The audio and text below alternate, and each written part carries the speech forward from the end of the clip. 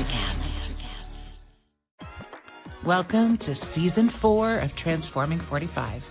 I'm your host, Lisa Boat, and this season we're stepping fully into our power.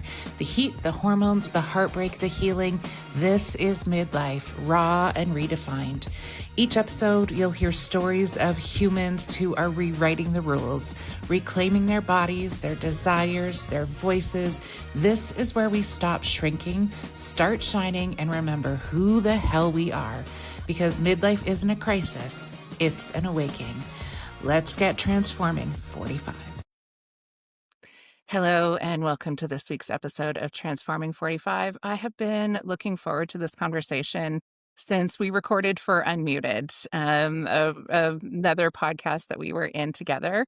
So today I am really thrilled to welcome Angela MacGregor. She is the powerhouse behind the National Menopause Show, a bold, future-focused platform redefining how Canada talks about menopause, Canada and the U.S. As its founder, she brings together industry leaders, innovators, and everyday women to spark conversations that are honest, evidence-based, and deeply human. Angela's mission is simple and ambitious: elevate menopause from a whispered topic to a national priority.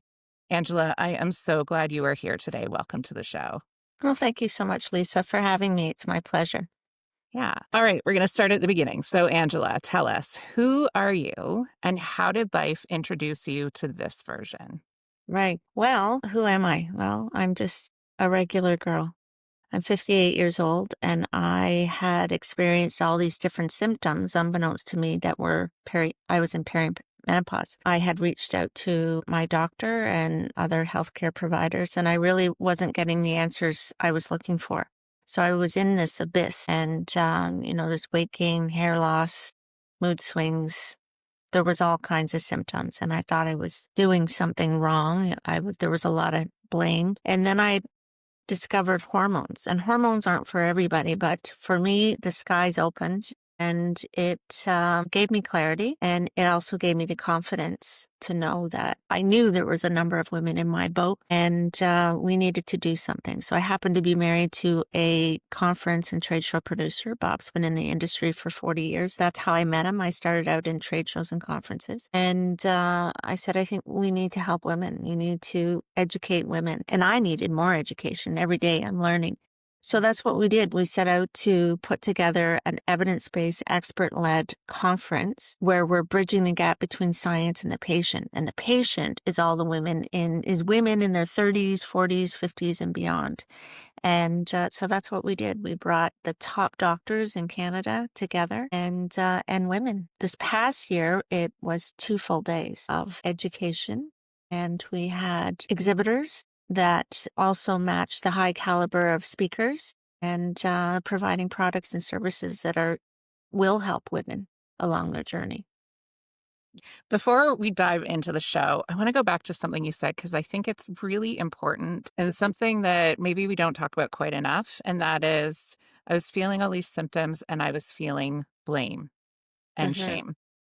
That what have I done wrong, or what have I not done enough of? What have I done to put myself in this position? And I hear that so often as well, that at a time when so much is already shifting and changing in our lives, it starts really picking at our self-confidence and self-worth, this evolution and change that's happening, and we feel like it's our fault. And talking about that, I think, is really important because it's a piece of why women don't want to talk about what's happening.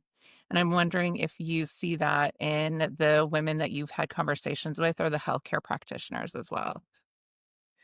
I've seen it. I think we've all seen it, and it's whether or not we recognize it right away. And what I can circle back and recognize those symptoms in some of my girlfriends or just my family, myself. I think for a lot of women, when you start into perimenopause, it's typically in your 30s, mid-30s into your 40s.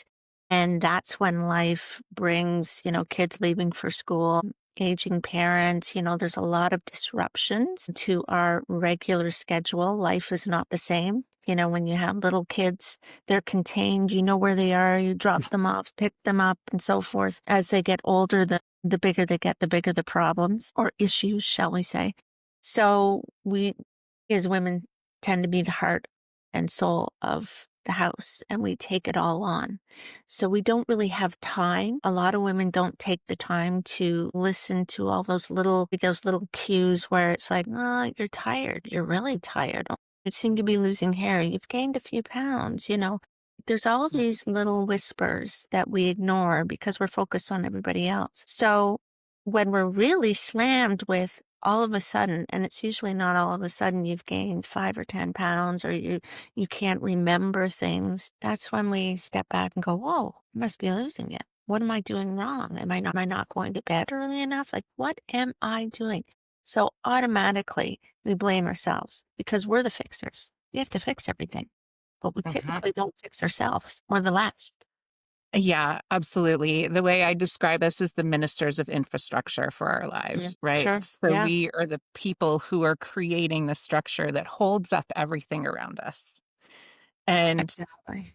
yeah, and so even though we now know that menopause is the same level of transition as puberty. It's just instead of Mm, moving toward fertility, we are now moving away from fertility. And the difference is in this stage, I was I was an educator for 20 years. So mhm, I know what the school curriculum looks like. I know what the health and well-being curriculum is around puberty, and we do an okay job. We do a good enough job that people at least know what's happening around puberty. But none of that information around what's happening to us during perimenopause or menopause was readily available mhm, or remains to be in many ways. I talk about this a lot, but when you live in menopause world, you kind of can forget. It sort of seems like, oh, everybody knows all the information, but then you take, yeah, you've had the same. So when you take one step outside of that, you realize, oh, there is still so much work to do to mhm, get this information to the people who need it. And so on top of being the ministers of infrastructure, we now also are looking for trying to figure out what's right, feeling all of that blame and shame, mhm. and continuing to hold all this responsibility and not giving ourselves any of the grace that we need to move Right. through this time. Exactly. Well, Yeah. for a lot of women, what I didn't understand and really what catapulted me to do something like help educate women was doctors are not educated in perimenopause and menopause in med school. So we're really at a disadvantage. And that's not just in Canada, it's in North America. So how are we expected to know if our doctors, our healthcare providers don't know? So we've set out to now things have changed even in the last couple of years. I mean, things are really changing. If you look at the US, they've just removed the warnings, the black box warnings on hormones. So Mhm. that's a step in the right direction. But in terms of women's care, I think our event has really moved the needle forward and people are sitting up saying, yeah, what about women's health? There's so many different symptoms. And we as women, turn to Google, you know, what's online? What's the latest influencer saying? And you need to be really, really careful. And that's why we put together a wonderful program that is science backed, it's evidence based, and it's expert led. And it's really important that we get the right information.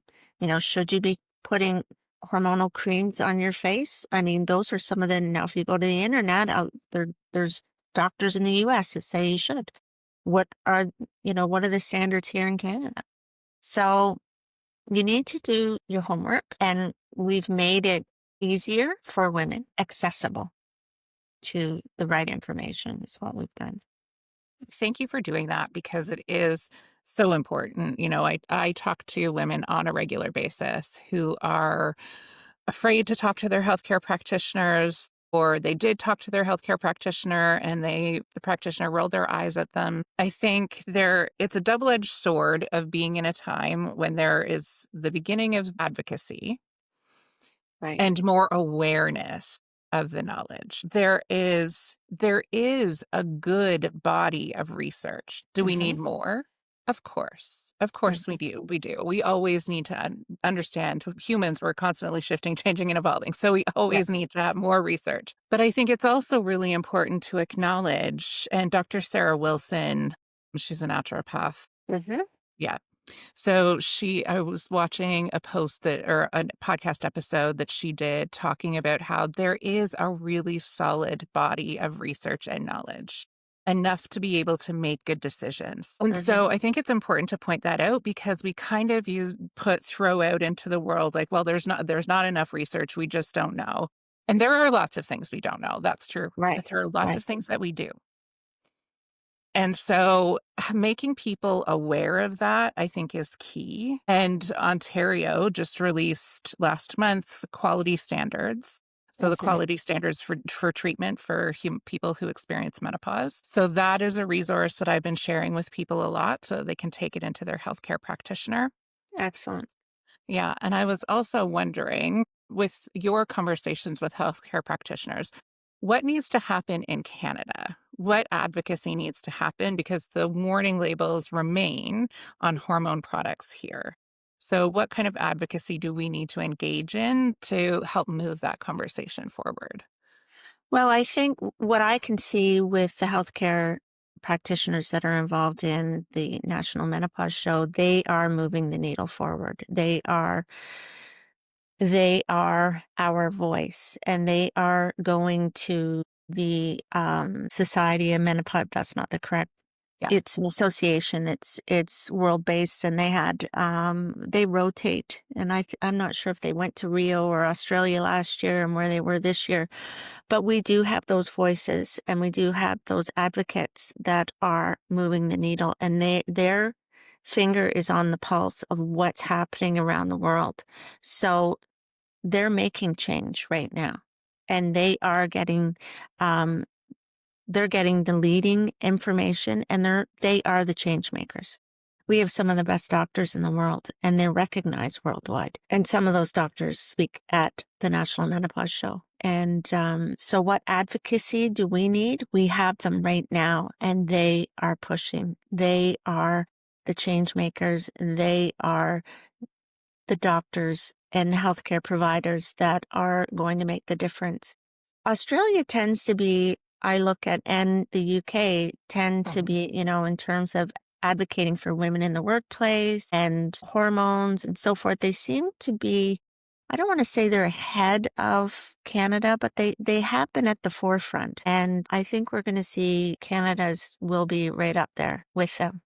They will be aligned with them. So I have all the confidence in the world with the doctors that we are working with. They're brilliant, brilliant, brilliant, brilliant women.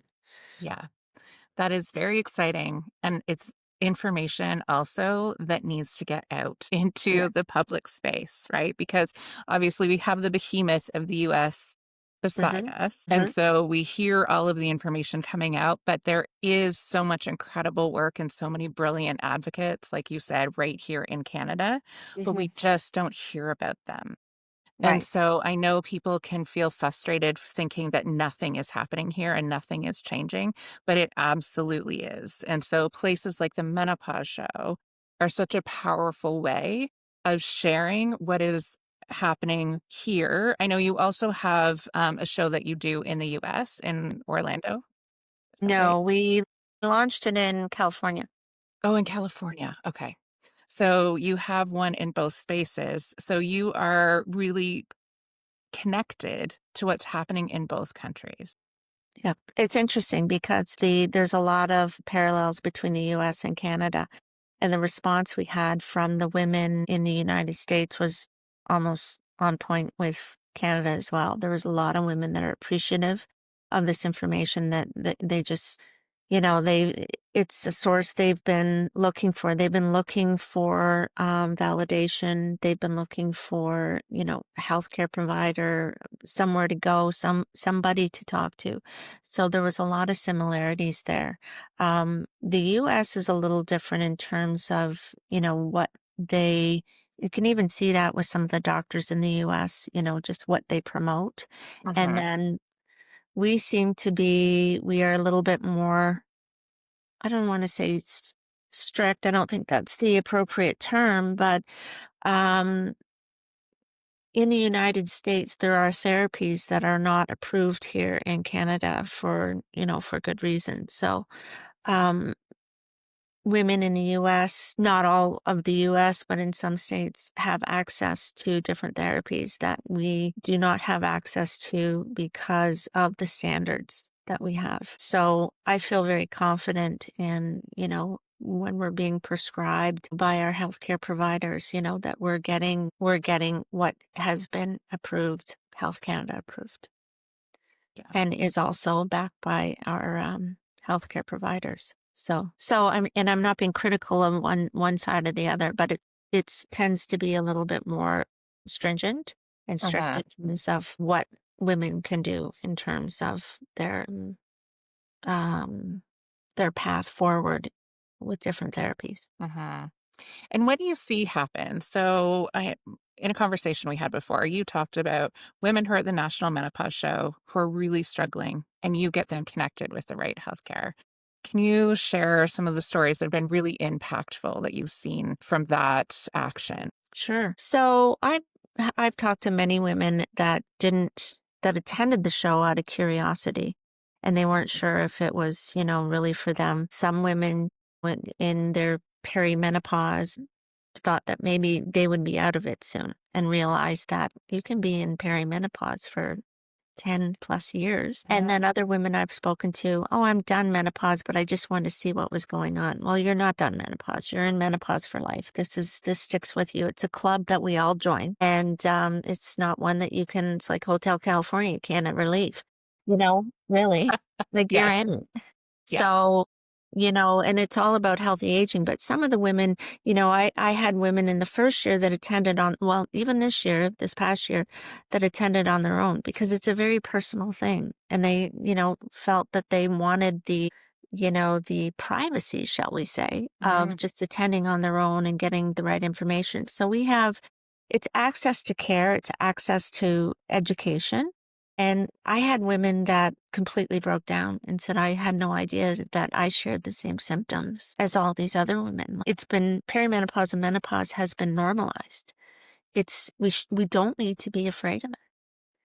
Mhm. And, we need women to feel more confident about, going into the next phase, whatever phase that is. Yeah. Absolutely. There are 3 things out of that I really wanna talk about. And the first one is menopause because this is one that is so important. One of the things I love the most is when you said women think that they don't realize that they're in this community of other women having the same experience.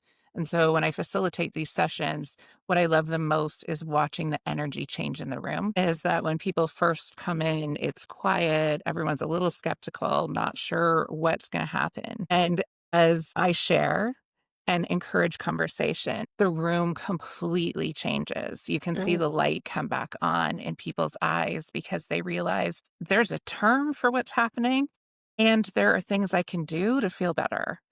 And it is such a beautiful thing to watch what happens when women are in communities sharing their yeah. truth and their experience. Removing some of that shame and making space to talk about it really openly is a game changer. This postmenopause part is something that I think I've been harping on a lot lately, and it's for good reason. And it's for Mhm, exactly what you said. Women will say, "Oh, I'm in postmenopause. I'm done with that. This has nothing to do with me." And I just want to say, no, exactly what you yeah. said. You are in menopause for the rest of your life, and there's so Mhm, much we can do, right? Like I will mhm, have women say, "Yeah, I'm postmenopausal. I'm fine. I just happen to have fatty liver. I have this. I have that." I'm like, those oof. are all things that are connected to menopause. We need to have this conversation. Have you found a strategy that's really effective of helping to bring in postmenopausal women into that conversation and understand that there is still so much they can do to improve their quality of life? I'm working on it, to be very honest with you. I wish I had a megaphone and, In a Yeah. lot of ways, I do. You're one of the megaphones here, which is awesome. There's a lot of education and a lot of realization that women they need to come to terms that this is something that is very natural. It doesn't Mhm. have to be a negative thing, and you can embrace it. But first off, they need to understand that, you know, you don't leave this. It's not, there's a very small percentage of the population that doesn't have really symptoms, like a lot of negative symptoms associated with perimenopause. And, but that's a small percentage. And those women, that's wonderful. And I'm so happy. But there still are things that you can be doing. You may not feel the physical effects of perimenopause. And then when you go into menopause, when you're in the menopausal state, you feel fine. There's things that you can do to help your bones, to help your brain, to your heart health. The number one killer of women is heart disease, Mhm. and it exceeds breast cancers. There's so much that we can learn, but it's really getting the word out there for women. There's always a new group of women coming into perimenopause and a new group of women going into menopause.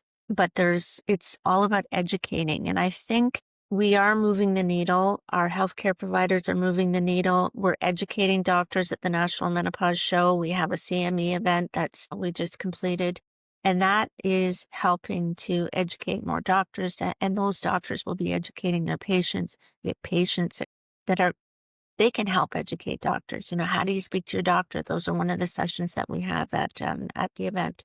And people like yourself, you can help them with a script, how to speak to your doctor, your healthcare provider. So there's all kinds of things we can do to help women to get the word out there, but it really starts with educating. Like perimenopause is not a minute, it's years.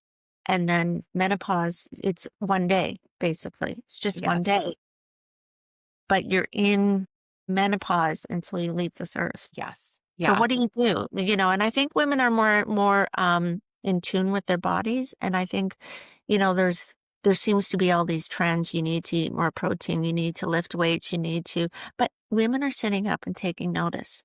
And I think our generation, my mom, I have a young mom. My mother's 78 and I have a grandmother that's 95. And they were in uh, perimenopause in their 40s, probably in the same amount of time as myself, and they were on HRT. HRT is not for everybody, but they're living proof that, their health is great, their brain power, their heart health, they really looked after themselves in such a way. And, my grandmother, who's 95, what her doctor said to her, I think you should go off these hormones because there's this study that has come out.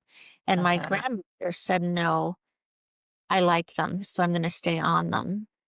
So she did. And she can't tell me when she went off them, but here's a woman that needs chair yoga twice a week. And, she's Yeah. 95. Yeah. And my grandmother is 94. And so she was in that same cohort, and her doctor told her to go off the hormones, and she did. And she's now had hip replacements. She is very frail. Her mind is still bright, but her body is breaking down all around that brain. Well, you know what? Women live longer, but Yeah. they're not living in a world where, their health is optimum. Like they are living longer, but suffering. Men die earlier, but women suffer. Yeah. Women Yeah. suffer, and that shouldn't be. There are things that we can be doing now, whether we're in our 30s, our 50s, our 60s, our 40s. There's Yeah. stuff that we can do right now, and the science is there. Like you said earlier, the science is there. They're doing a lot more research on women's health. And I've heard this term, women are not little men. That's I've right. heard that a number of times of late, and it's so true. That's how we were treated for a long time. Was just as small versions of men, because they didn't even, I mean, I'm not going to tell you anything you don't know, but they didn't use our bodies in medical studies until Mm, 1993, right? same. So I know, it What blows me away every working? time I say that. We are very complicated. Like it's not, like you look at a woman's body and what we produce, you know, Yes. humans. Yeah. That's no easy feat, as we all know. No. It we are miraculous, and I wanted to go back to something you said about not being afraid of this stage, and I think that that is another theme that really runs underneath. I was talking to someone who was in their mid-30s, and they're like, "Lisa, I don't even wanna talk to you about this because I'm so afraid." That yeah, exactly. It broke my heart that they felt that level of fear, and I think it's important that we do talk about, yes, there are biological imperatives, right? There are things that are going to happen to our bodies, but knowing them, like you said, education is key. Knowing and understanding what you can do to support yourself through that time is key. But there's also this there's a spiritual side to it as well, right? Where we are stepping into our own power in ways that maybe we've never been able to before. Mhm. I know Dr. Lisa Mosconi talks about how our brains are, once they are relieved of the responsibility of monthly menstruation, there Mhm. is space for all of this other creativity and passion and maybe things that we've left behind about ourselves for a long time that we get to reconnect to in this space. So I'm wondering, how do you see some of that joy, some of that reclaiming come to the surface at an event like the Menopause Show? Well, I will I will tell you that it's a community that we've created. So women really felt like they were heard and there was this connection. You could stop any woman in there and have a conversation with them because we were all there for ourselves. So, that in itself is amazing that we have all these women that are, the connection is we're there for our health. We want to feel better, we want to age gracefully and powerfully. So there's that connection, the community. And I think that's a big deal for women. You tend to get somewhat lost in raising kids and aging parents and just life in general is seems to be harder as you get older. There's more complications, there's more responsibilities. And we all have this idea that, oh, once the kids leave home, it's going to get easier. And we all know that isn't the case. It's layered. So sometimes women get lost along the way and they're not doing the girls' weekends. They're not going to their book clubs anymore. And they're not doing the things that they used to do. And coming to the event, to the National Menopause Show, I think reconnects a lot of women. I really like being amongst all of these women. Women are helping women, and I think that's a huge message. Women have to lift other women. It's really, really important that we support one another and we- we cheer women on, we cheer other women on, and that we reach back to the younger women and say it's okay. Yeah. Yeah. I think that the reach back is really important. Um, as you were talking, I was thinking about, I don't know if you've seen the Lilith Fair documentary that just recently came out. No, I haven't. No, I've not.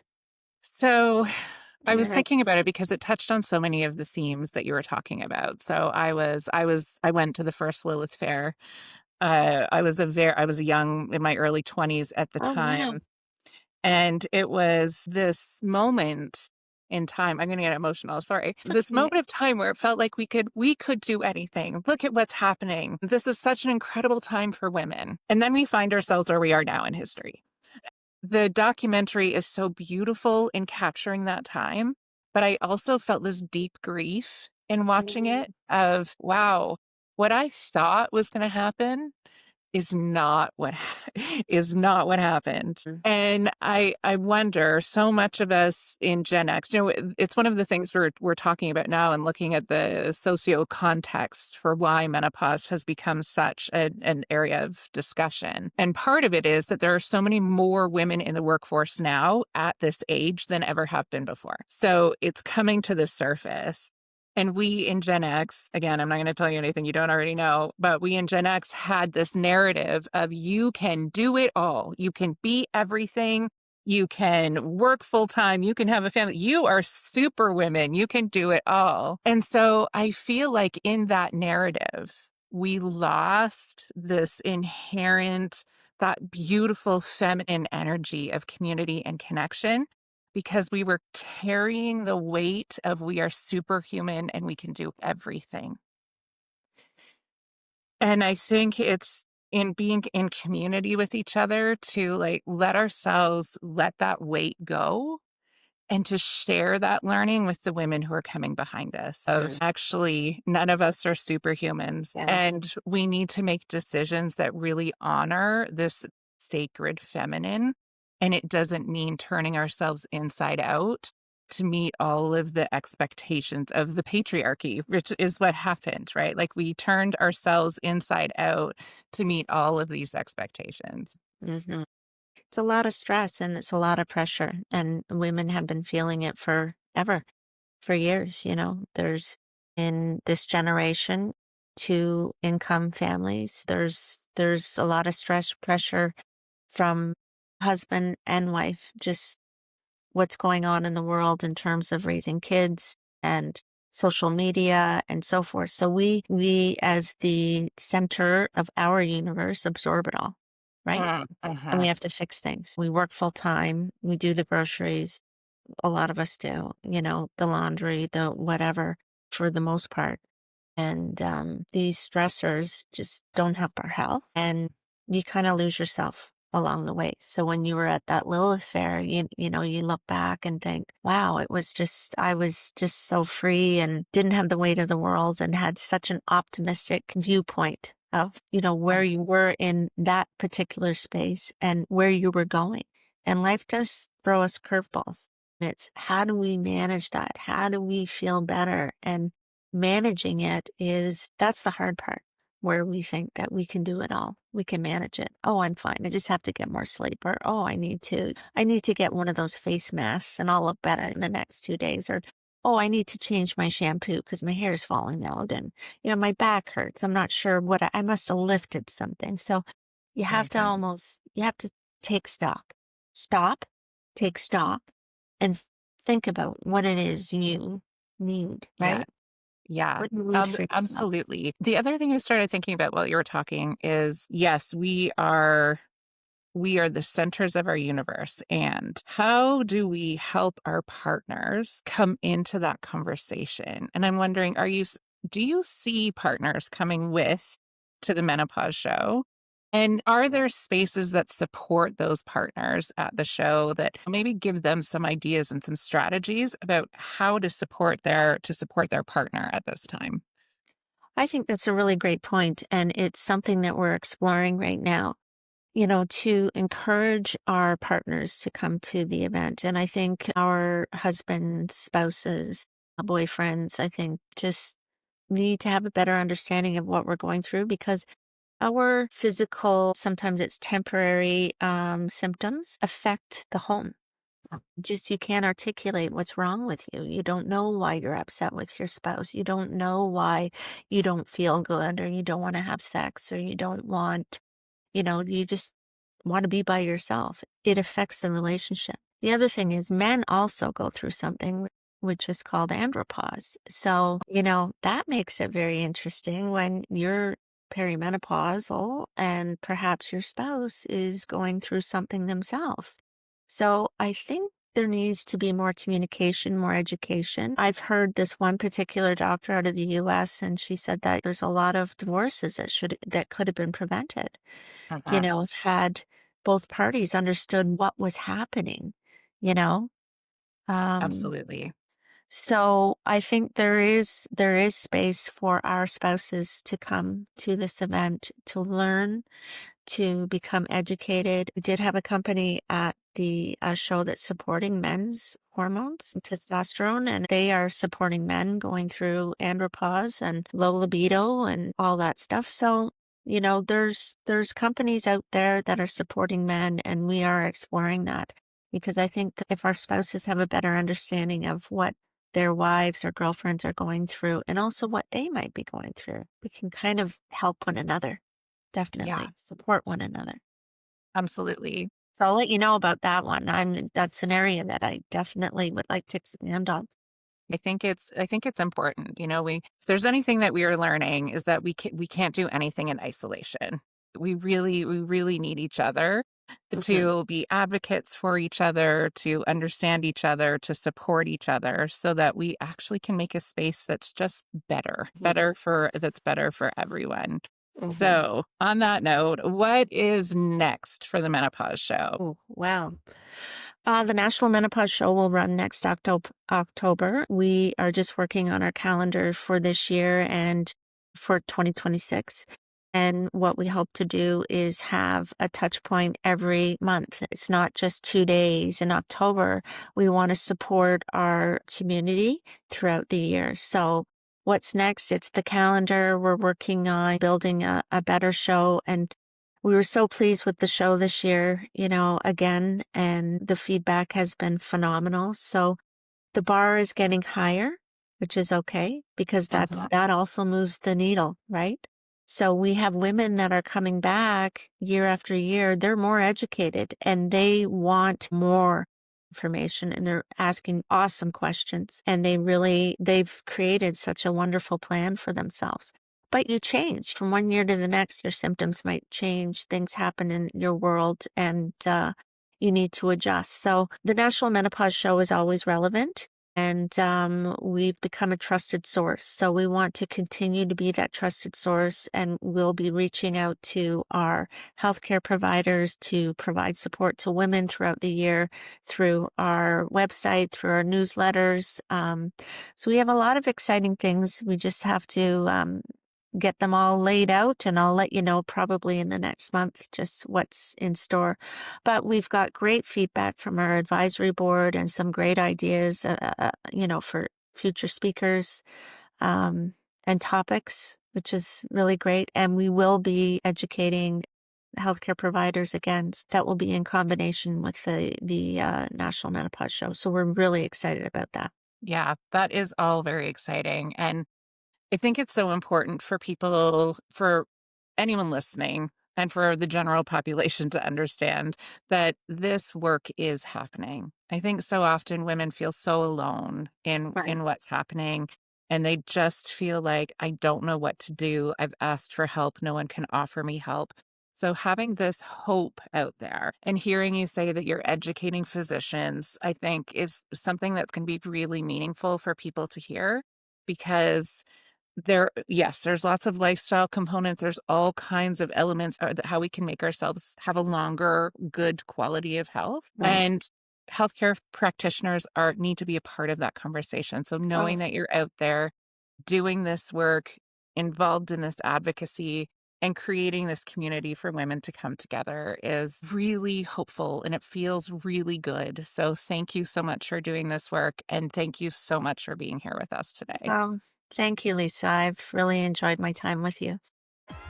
Thank you for hanging out with me on Transforming 45. If you laughed, nodded, or had an oh wow moment, hit follow and share it with your favorite midlife human. Find me on Instagram at lboat and keep those transformations coming. Electric acid.